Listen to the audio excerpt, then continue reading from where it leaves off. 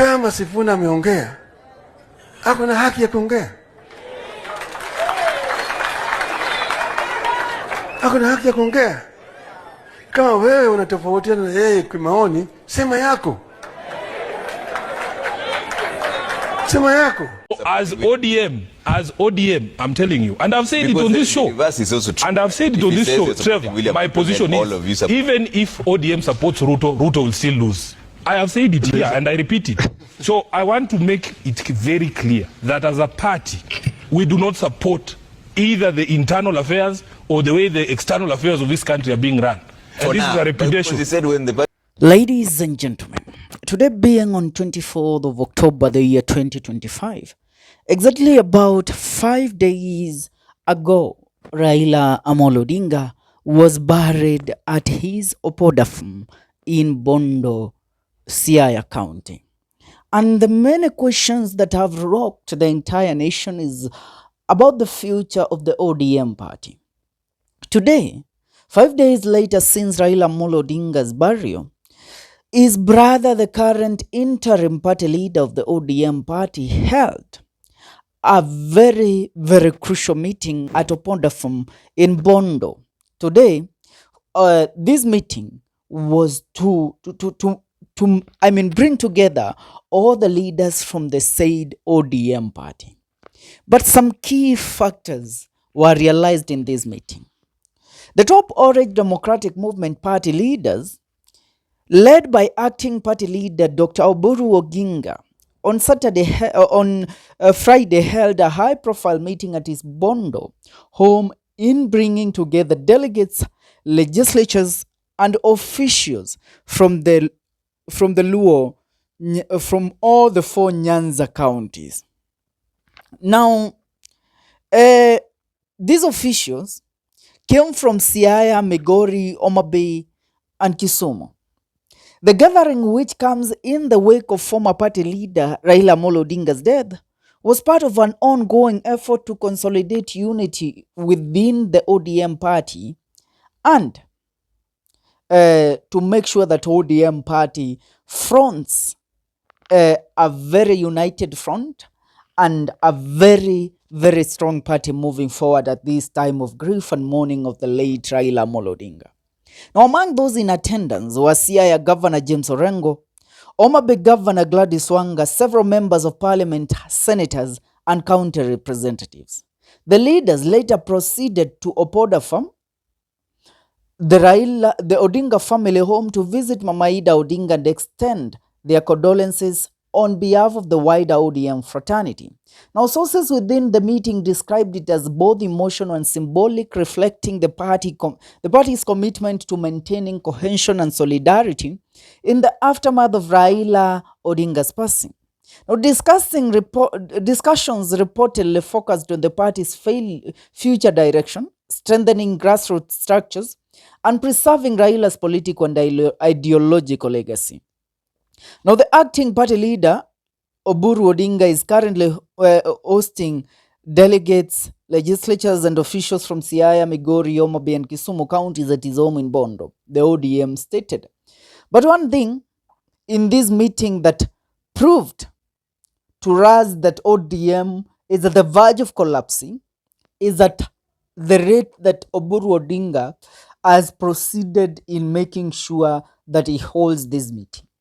And one factor proved to be right there: the missing of the party secretary general in the said party, the missing of leaders from the Luya communities, from the Kisii communities, and from the coastal communities, and all over Kenya that also were part of the ODM party, and Raila Amolo Odinga held them together.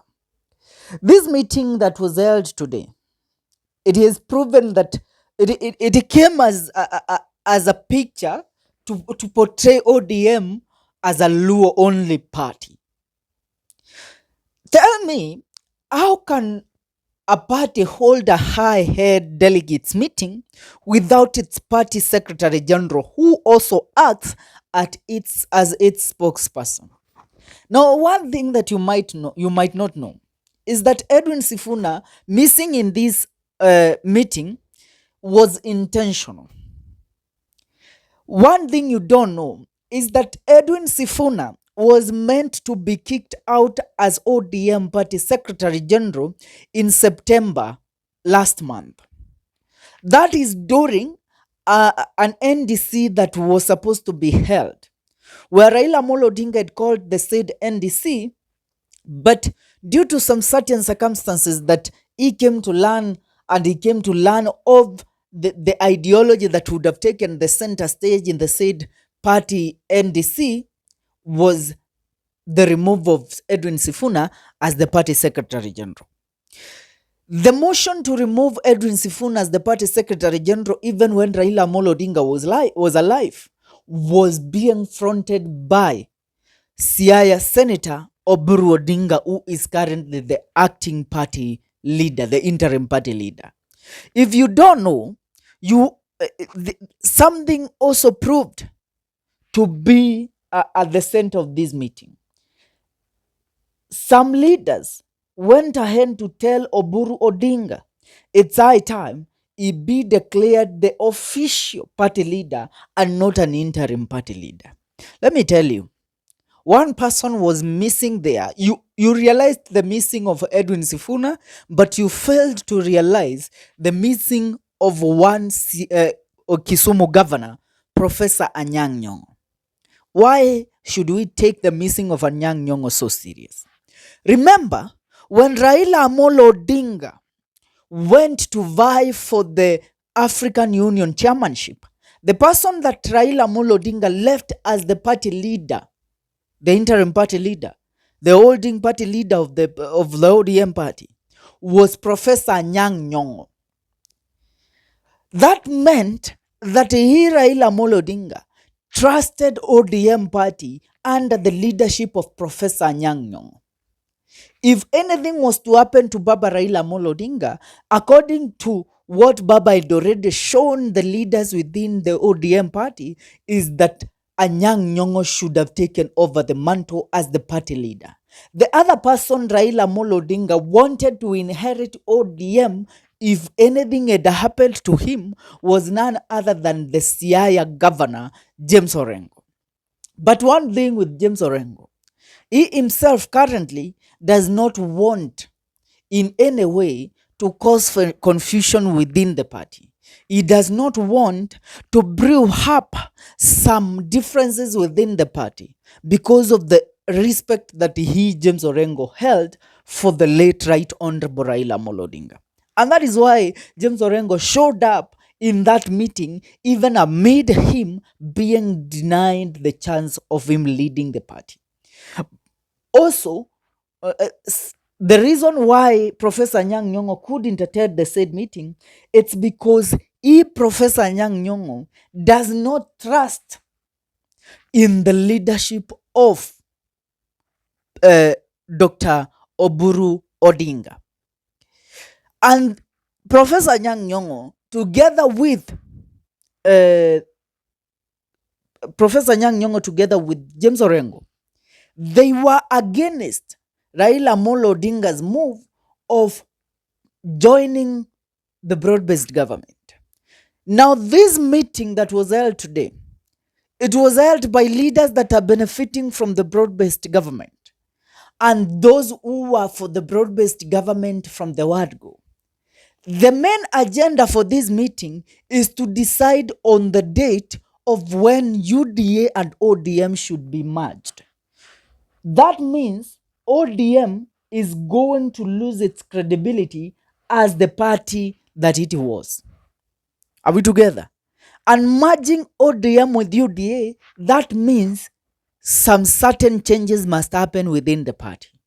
OBURU Odinga will remain to be the party leader of ODM, but other structures will change, including the seat of the party secretary general. If you don't know, Gladys Wanga and Jaoko OBURU and other leaders, even OBURU Odinga himself, held a meeting on Wednesday in SIAYA. In that meeting, it was decided that Sifuna is not fit to continue holding the party's role as its official spokesperson and secretary general. And one Jared Okello was appointed to be the person that is going to take over from Edwin Sifuna as the ODM Party Secretary General. Ladies and gentlemen, ODM has currently dug its grave. It's going to be buried as we speak, because there is no ODM without the voice of defection in the party. And Edwin Sifuna was that voice. For now, I would love to know what you think about this. Leave your comment on the comment section. See you in our next video. This is the Kenyan Daily Report.